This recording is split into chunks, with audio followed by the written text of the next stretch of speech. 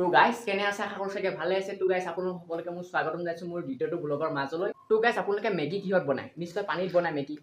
আৰু আজিৰ ভিডিঅ'টো মই কি কৰিম? তো গাইজ আৰু মই বনাম মেগী আজি ষ্টিঙে।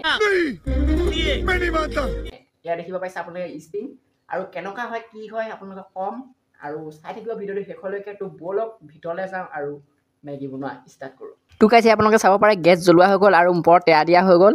তো গাইজ প্ৰথমে মই এনেকৈ টেয়াখনৰ ষ্টিং দি ল'লোঁ, আপোনালোকে চাব পাৰে। তো এতিয়া আমি ইয়াত দিম মেগী আৰু মেগী দি দিলোঁ, আপোনালোকে চাব পাৰে। তো গাইজ আৰু অলপমান ষ্টিঙৰ প্ৰয়োজন হ'ব, সেইকাৰণে মই অলপ ষ্টিং দি দিছোঁ, আপোনালোকে চাব পাৰে।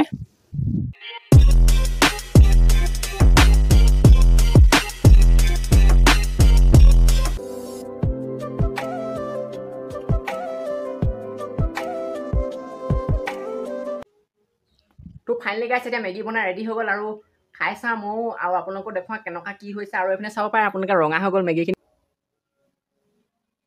মজা হৈছে গাইজ, মই কৈছোঁ নে মজা হৈছে, একদম খাতাৰনাক মজা হৈছে। তো গাইজ যদি সঁচা কথা কওঁ মই আপোনালোকে এই বনাই নাখাব ঘৰত এনেকৈ, মই কৈছোঁ মানে বহুতে বেয়া কৈছোঁ নে মানে মানুহ বমি হৈ মানুহ বেমাৰ হৈ মৰিব কৈছোঁ নে, সেইকাৰণে আপোনালোকে নাখাব। বাকী গাইজ ভিডিঅ'টো কেৱল এণ্টাৰটেইনমেণ্টৰ কাৰণে আছিলে, আপোনালোকে ঘৰত এনেকৈ বনাই নাখাব কাৰণ পেটৰ বেমাৰ অসুখ কৰিব পাৰে। বাকী ভিডিঅ'টো চাই কেনে পালে কমেণ্টত কমেণ্ট কৰি জনাব। লগ পাম এটা নতুন ভিডিঅ'ৰ সৈতে, তেতিয়ালৈকে বাই বাই।